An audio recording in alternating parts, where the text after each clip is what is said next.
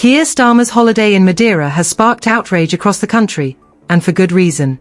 While pensioners back home are struggling to keep warm this winter, the Prime Minister is soaking up the sun, enjoying a luxurious getaway with his family. This isn't just about a leader taking a break, it's about the sheer hypocrisy and tone-deafness of it all. Starmer, who promised to prioritise the needs of the British people, is now sipping cocktails on a sunny island while the very citizens he swore to serve are left to battle the harsh realities of a brutal winter and a worsening cost of living crisis. The optics couldn't be worse. The timing of this holiday is nothing short of disgraceful.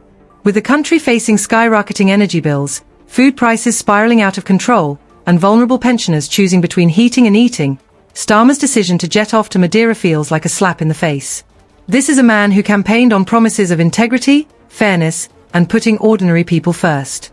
Yet here he is, not even a year into his premiership, prioritizing leisure over leadership.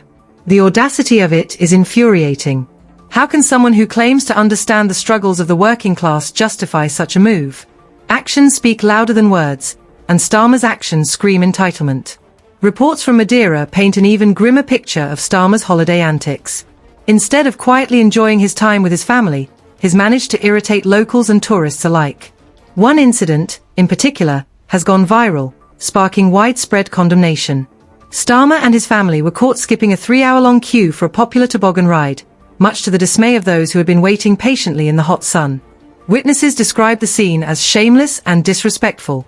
According to one tourist, "We'd been standing there for hours, kids crying, people exhausted, and then Starmer just strolls in with his security team and gets ushered straight to the front. No apology, no acknowledgement of the queue, just blatant arrogance." The backlash was immediate and loud. Some tourists booed, others shouted, "Get to the back of the queue." But Starmer, seemingly unfazed, continued to smile as his family was given preferential treatment. It's hard to imagine a worse look for a Prime Minister who claims to champion fairness and equality. This wasn't just tone-deaf, it was downright insulting. The British are known for their queuing etiquette, a symbol of fairness and patience, and seeing their leader flout this unspoken rule has left many feeling betrayed. "It's not about the queue, it's about what it represents," one furious tourist said. "He's supposed to lead by example, not act like he's above us." Social media has exploded with outrage over the incident.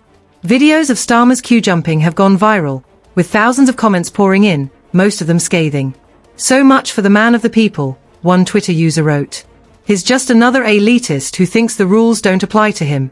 Another commented, "While we're freezing back home, our Prime Minister is out there living it up and skipping queues. Disgusting."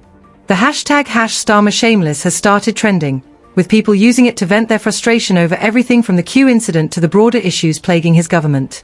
And those broader issues are hard to ignore. Back in the UK, the country is in crisis.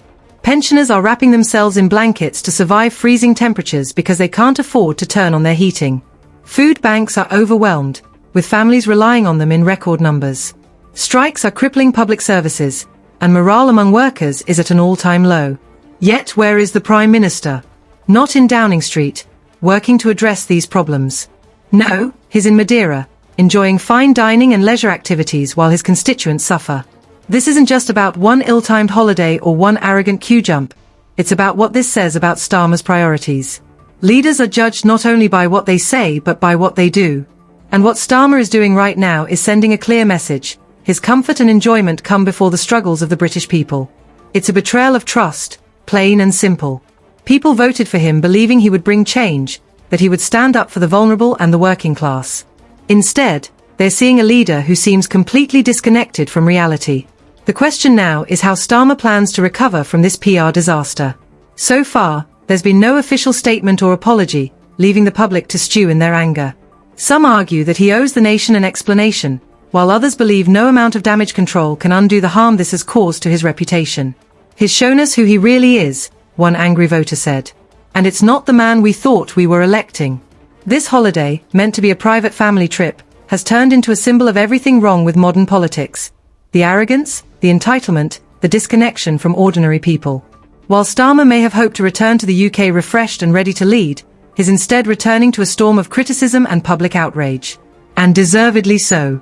Britain deserves better than a leader who preaches fairness but practices privilege, who talks about understanding the struggles of everyday people but shows no willingness to share in them. The reality is, this incident will linger. It will become another example of how far removed politicians are from the people they serve, another reason for voters to lose faith in their leaders.